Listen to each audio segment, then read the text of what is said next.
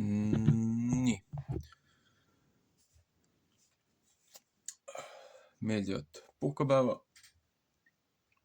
Oleme siis järjekordse eestikeelse piibliraamatu lugemise 1897 aasta trüki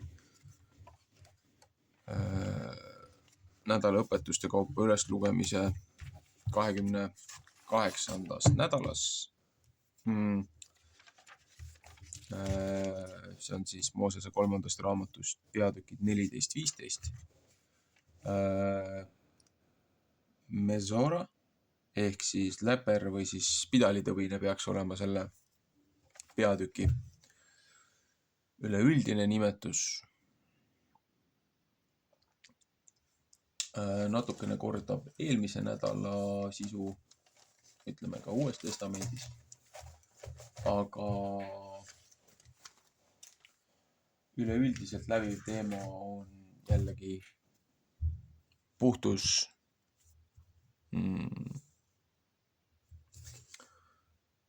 ja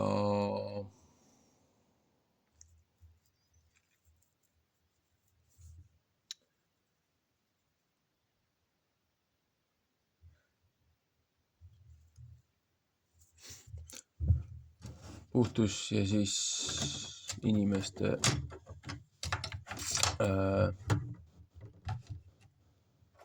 usk, tõotused, lubadused. Olgu. Aga pihta. 14. peatükk. Pidalikärna puhastamine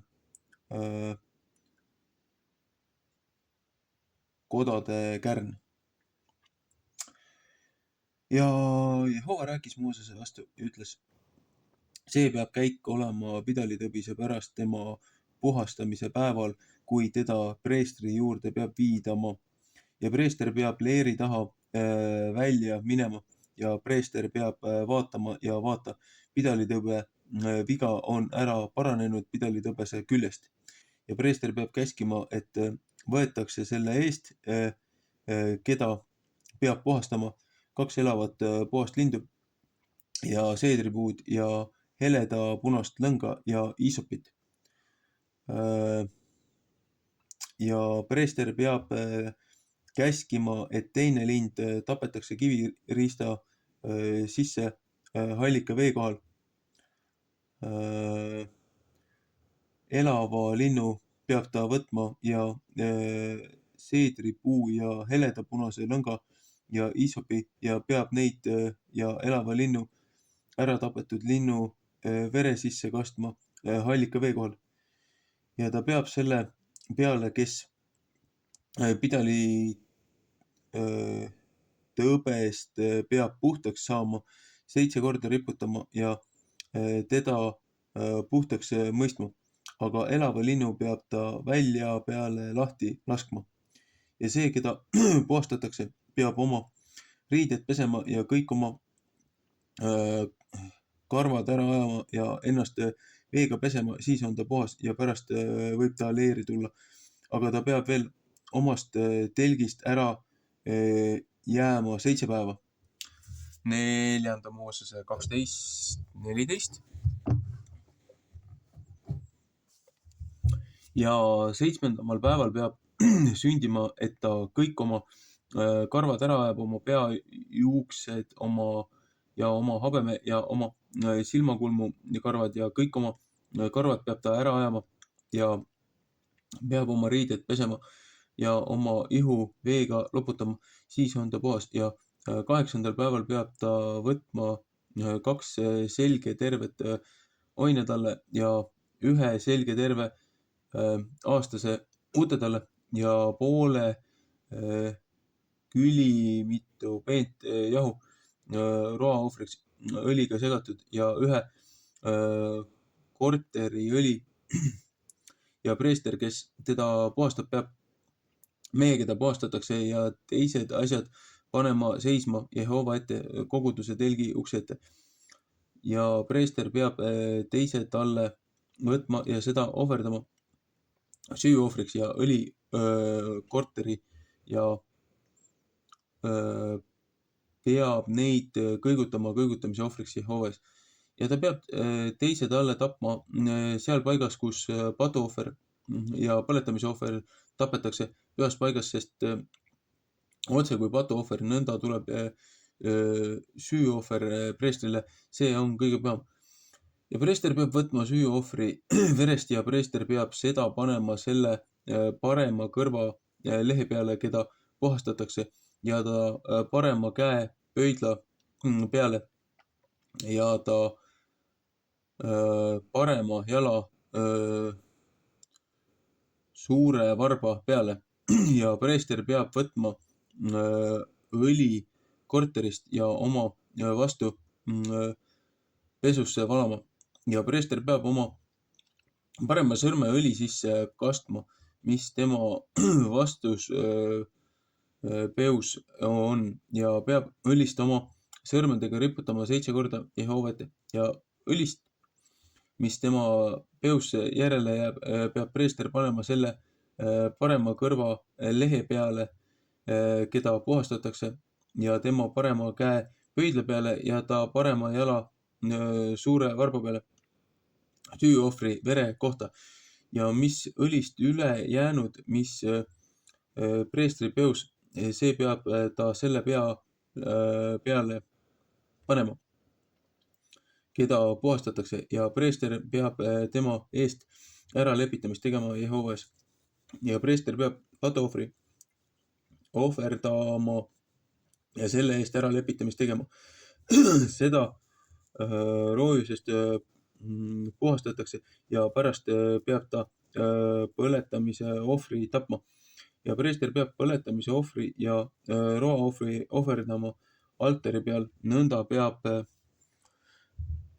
preester ära lepitamist tegema tema eest, siis on ta puhas, aga kui ta kehva on, et tema jõud ei anna, siis peab ta võtma ühe ohvri talle kõigutamise süüohvriks, et tema eest saaks ära lepitamisest tehtud ja ühe kannu peent jahu õliga segatud roaohvriks ja ühe korteriõli ja 2 turtlituikest ehk 2 tuipoega, nõnda kui tema jõud annab. Ja teine peab olema patuohvriks ja teine põletamise ohvriks ja ta peab neid omaks puhastamiseks preestri juurde viima 8. päeval koguduse telgi ukse ette, Jehova ette ja preester peab võtma süüohvri talle ja õlikorteri ja preester peab neid kõigutamise ohvris Jehovas ja peab süüohvri talle ära tapma ja preester peab süüohvri verest võtma ja selle panema kõrva lehe peale panema, keda puhastatakse ja ta parema käe pöidla peale ja ta parema jala suure varba peale ja preester peab õlist oma vastu peusse valama ja preester peab oma parema sõrmega riputama õlist, mis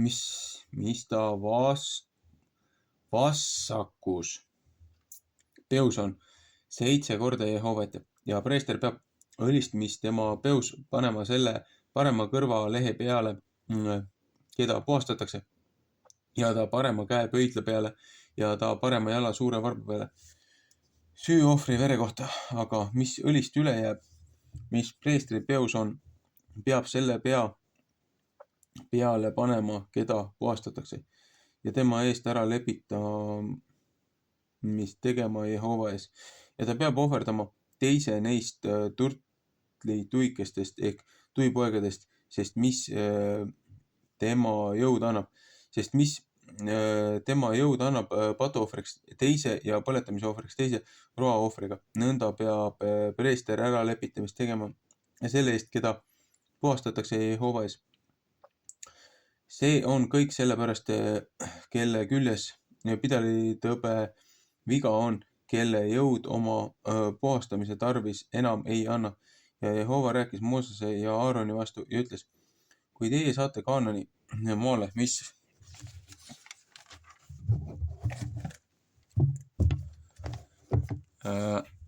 mina teile päranduseks annan ja kui ma tõbe viga panen ühegi teie päranduse maakoja külge, siis peab see, kelle pärast koda on, tulema ja preestrile teada andma ja ütlema, minu arvates on otse kui viga mu koja küljes.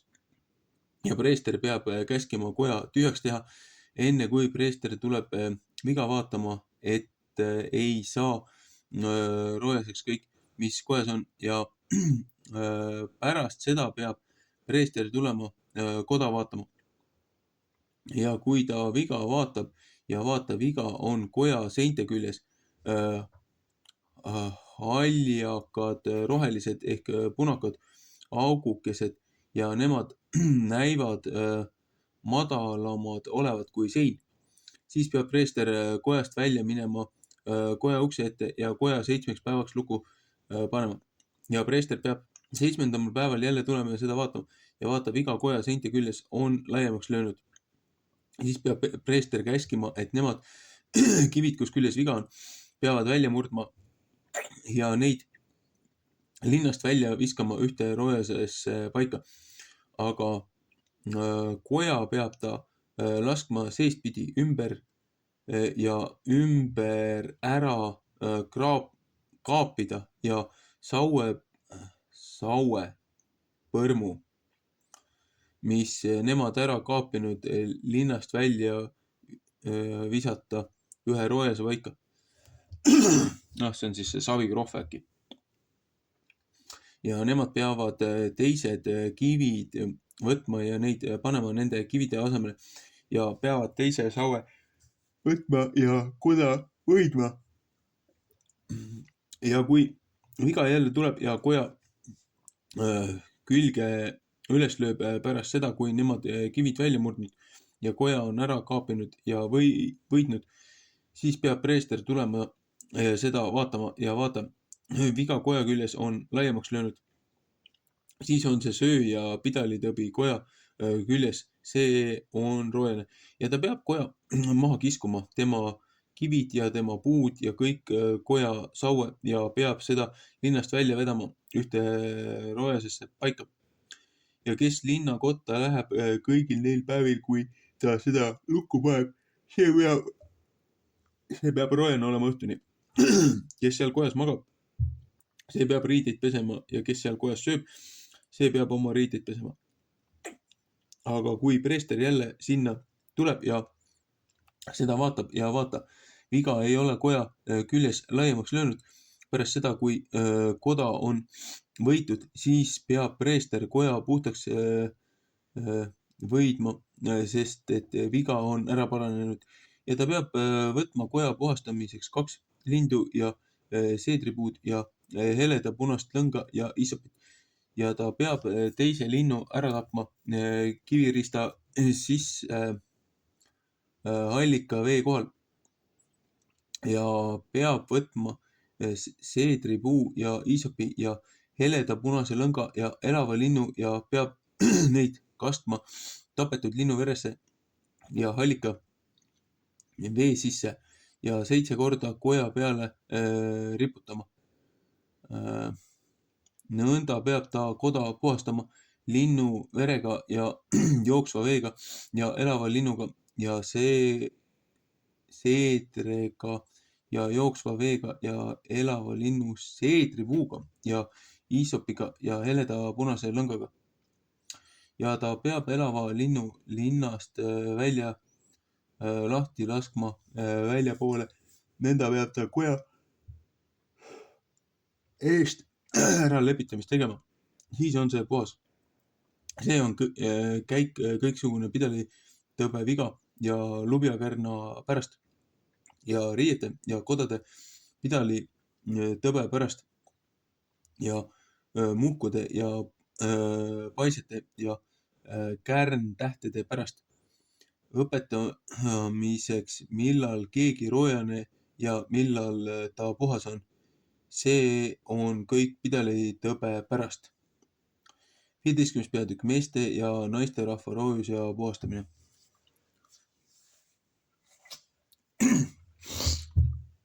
Ja Jehova rääkis Moosese ja Aaroni vastu ja ütles, räägi Iisraeli laste vastu ja ütelge neile, iga mees, kui ta oma liha valget jookseb, siis on ta oma liha jooksmise pärast roojane, aga see on tema roojasus, et ta liha jookseb, kui tema liha seda, mis ta jookseb, nõnda kui ila välja ajab. Ehk kui tema liha omast jooksmisest on see on tema roojasus. Kõik voodid, mis peal see magab, kelle liha jookseb, on roojased, kõik riistad, mis peal ta istub, on roojased. Ja igaüks, kes tema voodi külge puudub, peab oma riided pesema ja ennast veega loputama ja roojane olema õhtuni. Ja kes istub riista peal, mis peal see istunud selle liha jookseb, see peab oma riided pesema ja ennast veega loputama ja tema on roojane õhtuni.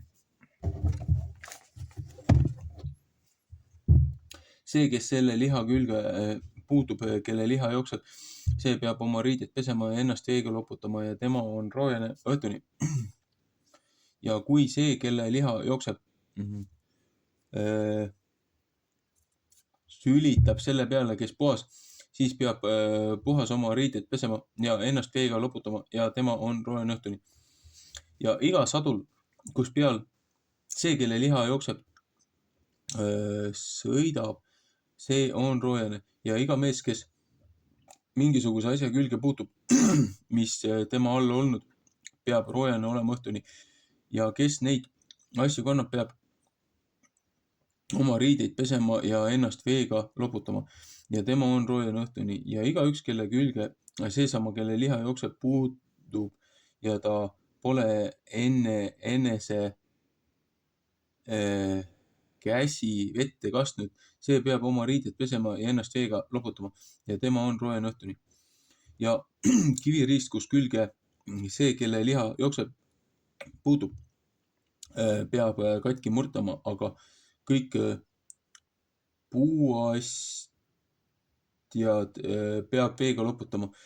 Ja kui see, kelle liha jookseb, puhtaks saab omast jooksmisest, siis peab ta enesele lugema 7 päeva omaks puhastamiseks ja peab oma riided pesema ja oma ihu allika veega loputama, siis on ta puhas.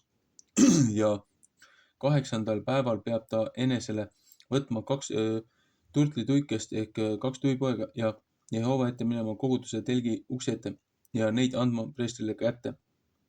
Ja preester peab neid ohverdama teise patuohvriks ja teise põletamise ohvriks ja preester peab tema eest äralepitamist tegema Jehovas, et ta liha jooksnud. Ja kui ühest mehest seeme unes jookseb, siis peab ta kõik oma liha veega loputama ja tema on roojane õhtuni ja kõik riided ja kõik nahad, mis peal seeme on, need peab veega pestama ja need on roojased õhtuni.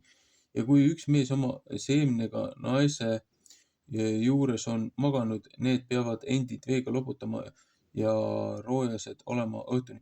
Ja kui ühe naise liha jookseb, kui tema liha seest veri jookseb, siis peab ta 7 päeva ise äranis olema ja iga mees, kes tema külge puutub, see on roojane õhtuni. Ja kõik, mis peal ta magab nii kaua, kui ta ise äranis on, see on roojane ja kõik, mis peal ta istub, see on roojane. Ja igaüks, kes tema voodi külge puudub, peab oma riided pesema, ennast veega loputama ja tema on roojane õhtuni. Igaüks, kes mingisuguse riista külge puutub, mis peal see naine istunud, see peab oma riided pesema ja ennast veega loputama ja tema on roojane õhtuni. Ja kui midagi on voodis olnud ehk riista peal, mis peal ta istunud, kui ta selle külge puutub, siis ta on roojane õhtuni. Ja kui mees otse siis tema juures magab ja kui tema verest hakkab midagi ta mehe külge, siis on mees 7 päeva roojane ja kõik voodid, kus peal ta magab, on roojased. Ja kui ühe naise vere jooksmine mitu päeva jookseb, kui ta iseäranis olemise aeg veel mitte ei ole, ehk kui see jookseb üle ta iseäranise olemise aja, siis on ta roojane kõik oma rooja jooksmise päevad, nõnda kui oma iseäranise olemise päevil. Iga voodi, mis peal ta magab kõigil oma liha jooksmise päevil, peab tema olema kui see voodi, kus peal ta iseäranis oli, ja kõik riistad, mis peal ta istunud, need saavad roojaseks seda roojasust mööda, kui ta iseäranis oli.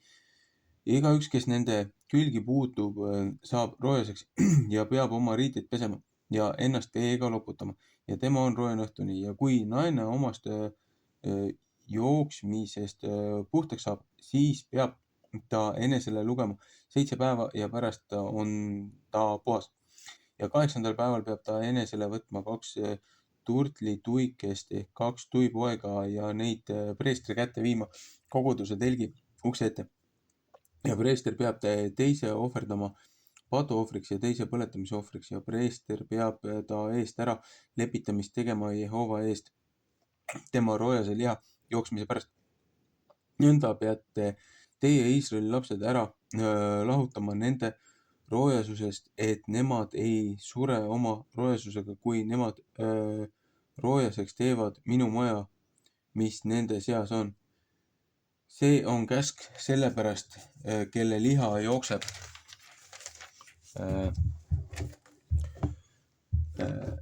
ja kelle seeme unes jookseb, et ta seeläbi roojaseks saab ja ka haige naise pärast, kui ta iseäranis on ja sellepärast, kel oma liha jooksmine on, olgu meeste ehk naisterahvas ja mehe pärast, kes roojane naise juures magab. Wow. No, siin on nüüd 2 toredat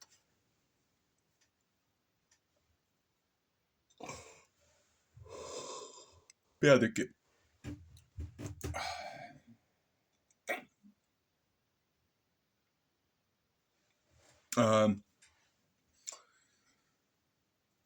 No, pidalitõbine räägib siin, kui inimene on pidalitõbine, mis on vaja teha, mis oli tollel ajal siis see käsk, need talitused, kui oli veel see loomaohvrite aeg. Aga elementaarne hügieen ja puhtus selles mõttes ei ole ju loogiliselt muutunud, et puhta veega, voolava veega ennast puhastada, riided puhastada, need pinnad, need riided, voodilinad, kus peal see haige inimene siis on, juba bakterite ja muude asjade pärast, et teised ei tohiks lebad olla kokku puutuda, pluss veel see, mis iganes see vedelik või see vaatise või mille iganes jooksmine, et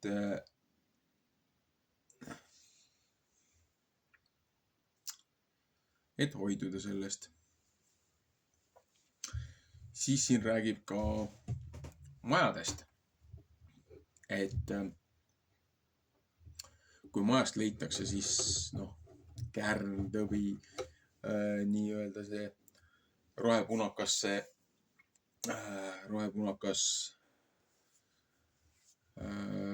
allitus või see, et siin nimetab seda küll pidalitõbisuseks, aga meil kutsutakse seda ju majavammiks ja seened ja kõik muud asjad. Ja siin ütleb ka, et kui leitakse see defekt majas, kui see suuremaks ei lähe, ja kui need tükid välja võetakse, asendatakse ja uuesti hullemaks ei lähe, noh, siis on korras. Aga kui see ikkagi jääb sisse ja hakkab levima ja levima ja levima, siis ei ole mitte midagi muud teha, kui see hoone maha lammutada. Ja siis nii-öelda jäätmekäitlusesse.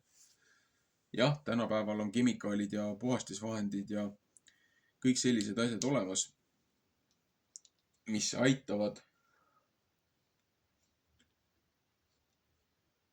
selle kõige vastu võidelda. Aga vahest on ikkagi need mürgid ja muud asjad palju ohtlikumad kui lihtsalt see vamm ära hävitada. Et noh, preestritel ei olnud ainult see kohustus, et näe, nüüd võtame loomi vastu ja nüüd grillime ja põhimõtteliselt nagu institutsiooniline tapamaja. Seepärast, et kui keegi on nüüd tähele pannud, siis sellel ajal, kui need käsud anti,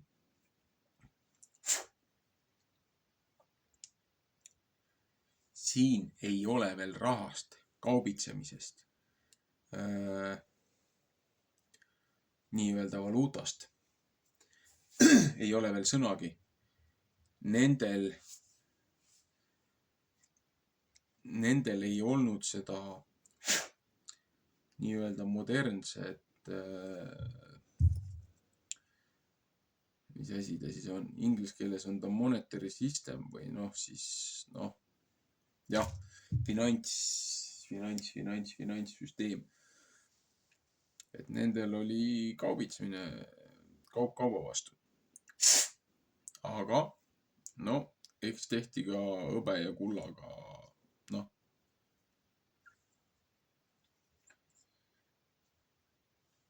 siis ümbritsevate inimestega tehinguid. Aga sellist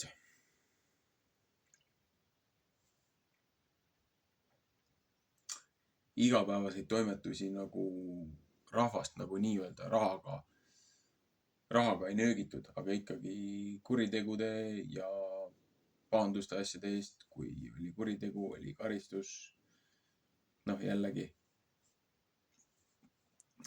ei olnud niisama, et lihtsalt lähed, käid ja viid mingi loomakese, aga siin ju ütleb ka, et kui sul ei ole seda looma anda, et noh, seda lamba talle hoida talle, et siis peenest jahust ohver ja siis need tuipojakesed, kui on nii-öelda linnupojakesed. Et ikkagi kõigil ei olnud seda ressurssi. Samuti räägib siin sellest, noh, veritsevistest ja muudest asjadest ja siis 15. peatükis räägib inimeste nii-öelda muust ebapuhtusest. Räägib siin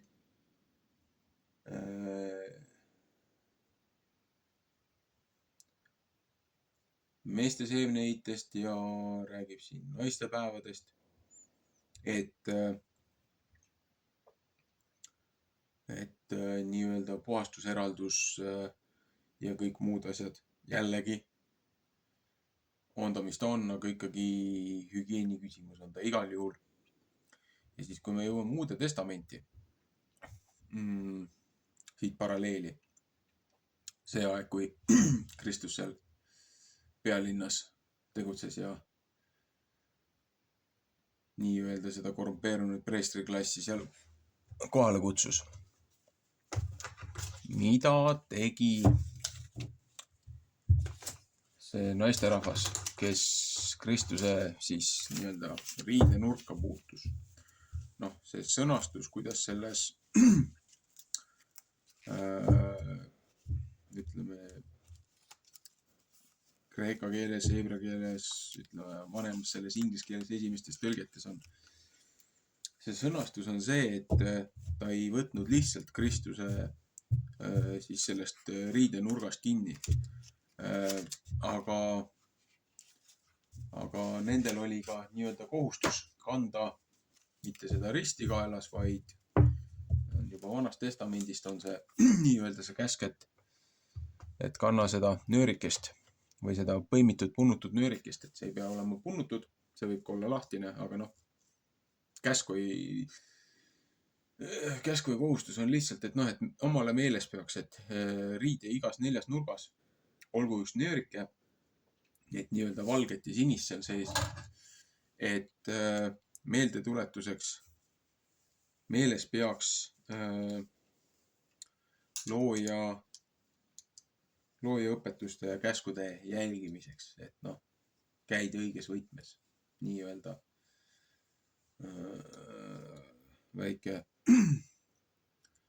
väike politsei endal kogu aeg kaasas enda meeldetuletuseks.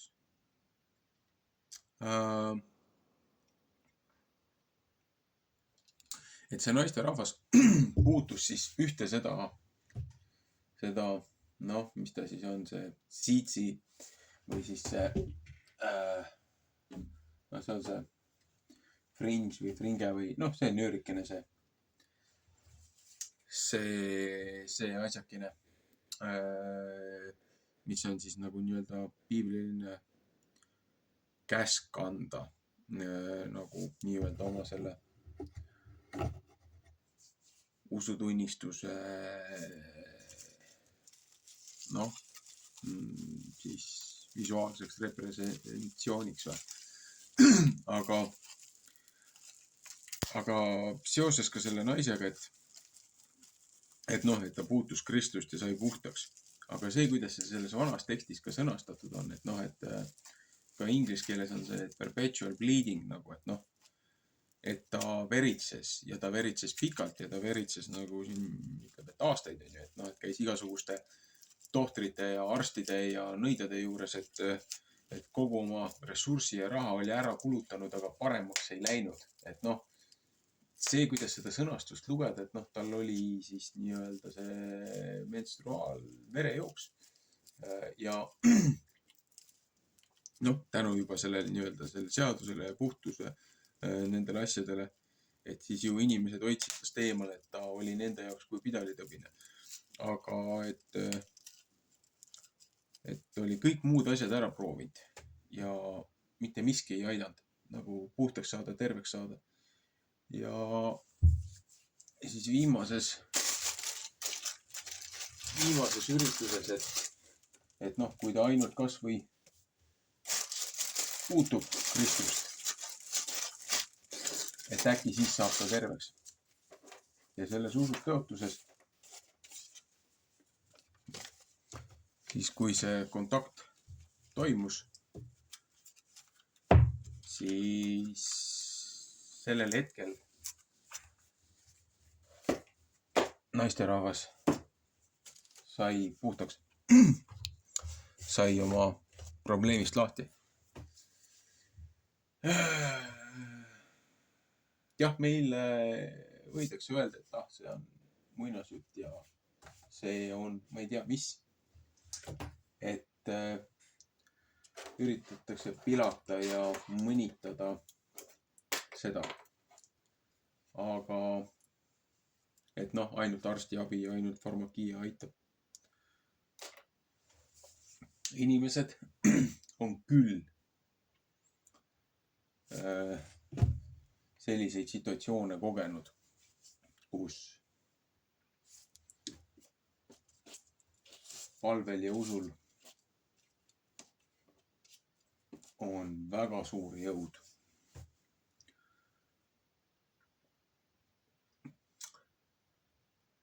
Kes on aastaid keemiateraapiat teinud ja vähiga võidelnud ja mitte miski asi ei aita ja arstid ütlevad, et noh, et viimane lõpp, et ega sul kaua jääd ei ole. Ja on pöördunud nii-öelda nende holistlike ravitsejate poole või looduslike ravitsejate poole. Et iga kord ei ole ka sealt abi saanud. Aga siis veel viimases hädas on pöördunud looja poole. On palunud looja sekkumist. Ja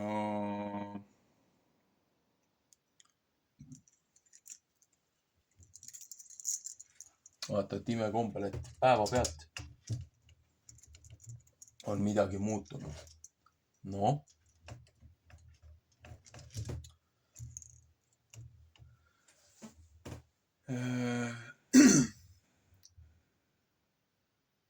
No võiks tuua nüüd ühe imeliku seose.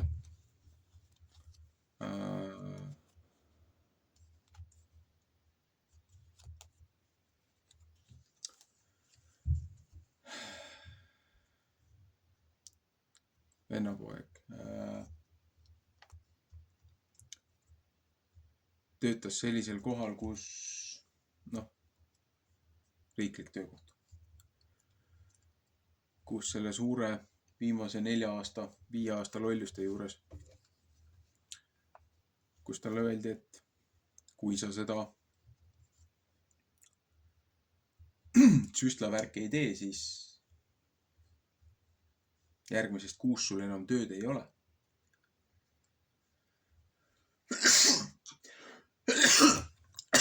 Ja eks ta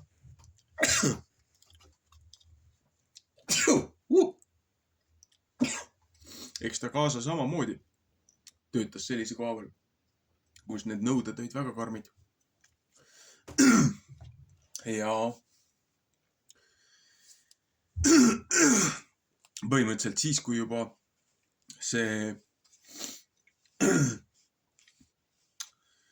kui juba see nõue hakkas ära kaduma, neil oli nädal aega jäänud, poisil oli nädal aega jäänud ja ta poleks pidanud seda süstalt võtma. Et nädal aega peale seda, kui ta selle ära tegi, tuli kiri, et enam ei ole see kohustuslik. Noh, eks tal oli sündimisel oli tal juba komplikatsioone, asju, olid vereülekanded ja muud asjad.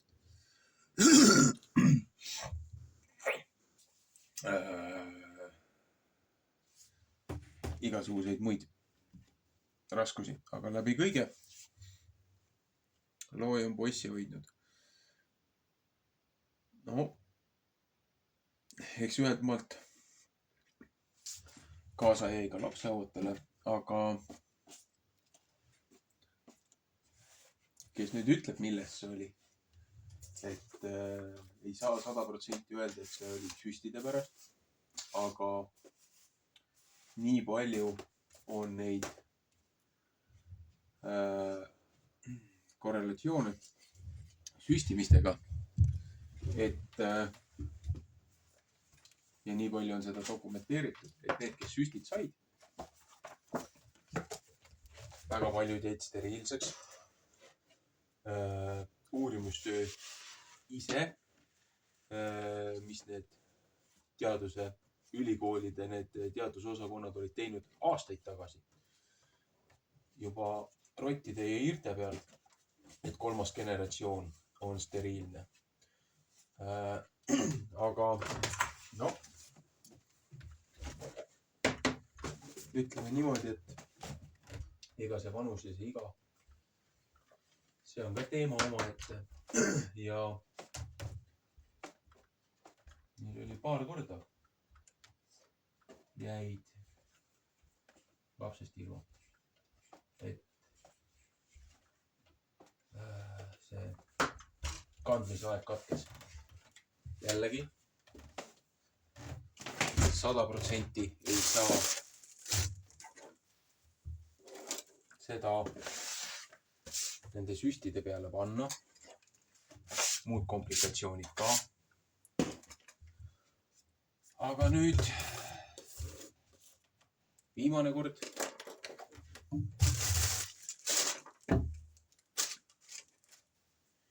õnnistuslooja õnnistas neid. Ja viimane kord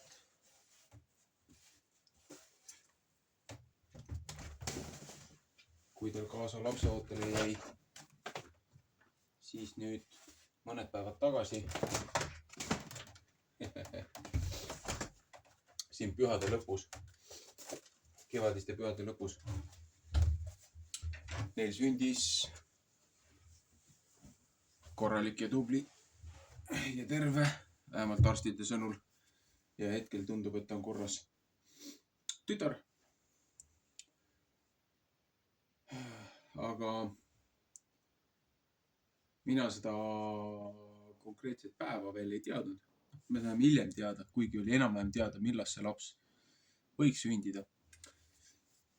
Aga paar päeva hiljem, või paar päeva hiljem ja järgmine päev või ikka paar päeva hiljem ma suhtlesin küll temaga, aga ütleme järgmine päev saime teate, et öösel vastu seda päeva oli siis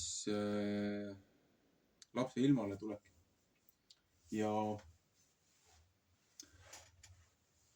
mina olin siin üleval oma toas ja enne südaööd mingi pool tunnikest. Maja on vaikne, mul midagi ei jookse, uudiseid ja asju kuskil ei ole. Telefonid, asjad kinni, internetid kinni, et ma ei jälgi, ei vaata ka midagi.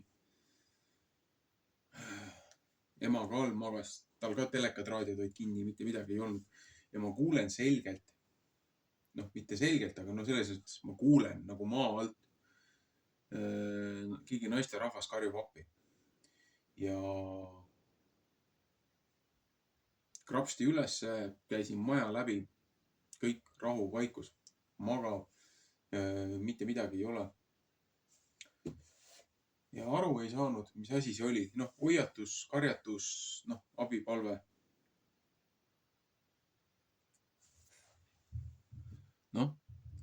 Mõttes saatsin need nagu nii-öelda abi või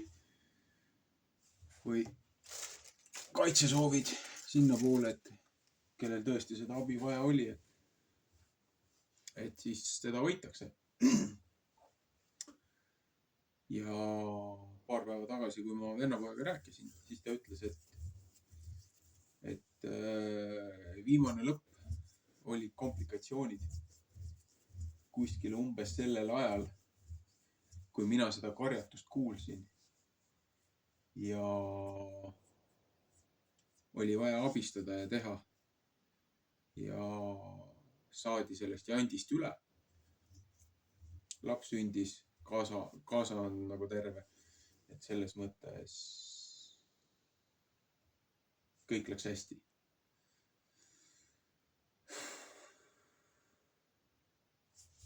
Jällegi ei pruukinud olla nendega seoses, aga jälle kuulsin midagi, mida nagu reaalselt nii-öelda ei tohiks kuulda, ei tohiks aru saada. Võtta sama või vendadega. Tunnen, rinnus valutab ühe spetsiifilise koha peal. Erinevatel punktidel oma keha peal ma tunnen, kui mõne lähedase või pereliikmega on midagi pahasti. Lihtsalt nagu mingi tuim valu või mingisugune reaktsioon. Ma ei oska seda seletada, aga lähedaste isikutega on see, pereliikmetega. Ja ma räägin, et kuule, helista poistele, et kätte ei saa, et poisid, kes välismaal on, et midagi on valesti. Ühega nendest kahest ja aru ei saa. Mingi paar kuud ei saanud poissi kätte. Aga samal ajal teine vend,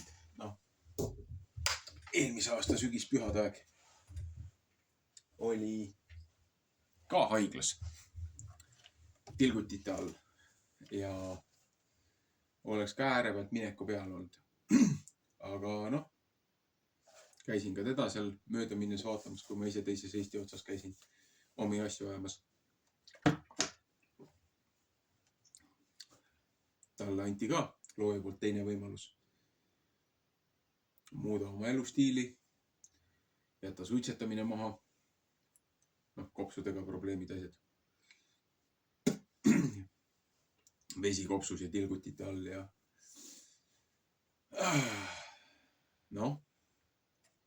temaga saime asjad korda enam-vähem ja mis puudutab seda välismaal olevat enda. Alles mõned kuud hiljem saime teada, et samal ajal, kui mina tundsin suvel neid valusi ja asju, sügisel saime teada, aga kui mina tundsin suvel neid valusi ja asju, poiss oli kukkunud oma kortermaja ukse taga kokku, naabrimees, kiirabitöötaja oli märganud teda ja viidi haiglasse samamoodi tilgutite alla. Et see poiss oleks samamoodi ära lõppenud, kui poleks õigel ajal sekkumine olnud.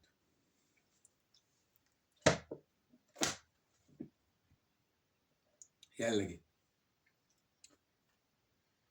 neid seoseid ja neid asju on nii palju tegelikult, mida on raske seletada. Väga raske seletada.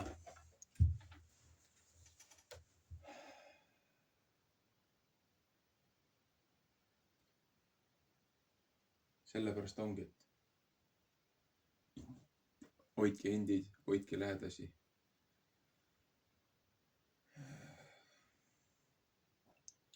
Eelkõige kaitske lapsi.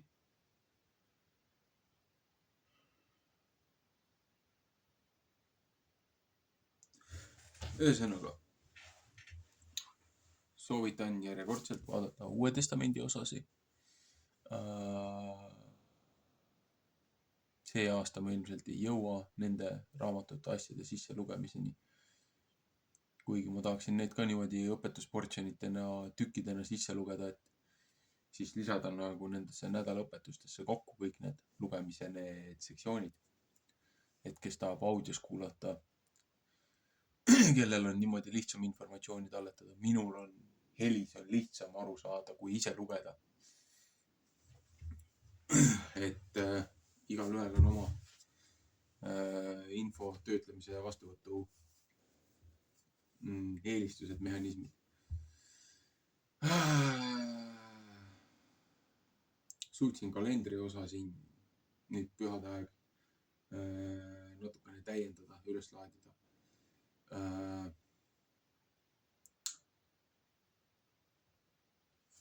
Serveri koha pealt on nii palju lisada, täpsustada, et põhimõtteliselt lõviosa mul on sellest tehtud. Üksikud need nädalate portsjonid asjad on veel sinna nagu jooksvalt veel lisada. Aga nüüd on lihtsalt täita on vaja neid järjest eespoolt alates, et et mul on see ingliskeelne, see õpetuse sektsioon seal sees ja siis on eestikeelne veel seal juures võrdluseks on ju. Ja siis mille taga ma kinni olen, et ma ei ole seda serveri linki üles andnud. Kodukorra nagu nii-öelda manifest. Mul on praegu selle taga olen kinni toppamas, et võimalikult lihtsalt panna nii-öelda alustalad või käitumisreeglid paika, et keegi neid hiljem tulevikus ei kuritarvitaks ja ei saaks nende taha peitu pugeda. Seepärast, et lahkhelisi diskussioone asju tekib igas grupis. Et lihtsalt, kes on mu kalendrivideosi kuulanud,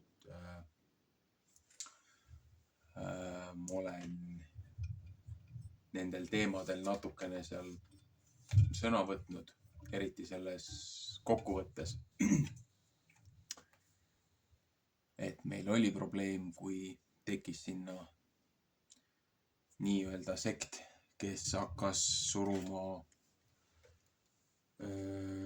kuu on A ja O ja I-le täpp ja noh, põhimõtteliselt hakati seda okultismi kalendrit juurutama ja kõike muid asju. Noh, seda asja nagu ära nullima. Ja ma ei taha, et selline asi saaks selles serveris tulevikus juhtuda. Ja selleks ma pean selle nii-öelda selle põhikirja või kodukorra pean veel uuesti üle vaatama ja katsuma parandada seda sõnastust ja selgitust. Seepärast, et ühest küljest ei taha, kui mingi diktaator või mingisugune, ma ei tea, kes iganes seal olla. Aga teisest küljest tegu on ju nii-öelda minu virtuaalse koduga. Need, kes tulevad, need on ju külalised. Et palun vaadake Eesti Laul äkki 88 aasta need klipid, mis mul teisel kanalil on üleval. Peremehe õigused, kohustused, kodakondsuse alustalad. Tegelikult samad reeglid peaksid ka kehtima siis nii-öelda selles serveris, et külalisel on külalise õigused ja kohustused ja peremehel on peremehe õigused ja kohustused. Neid ei tohi segamini ajada.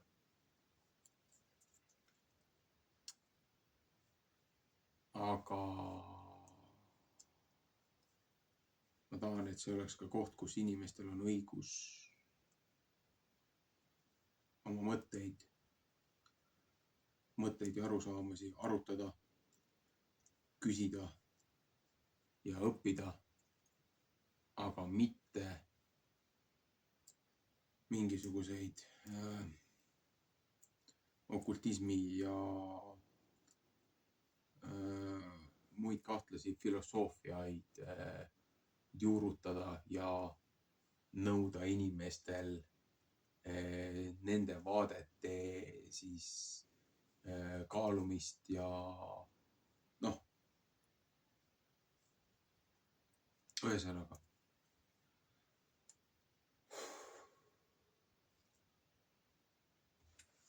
Palju tööd on veel ees.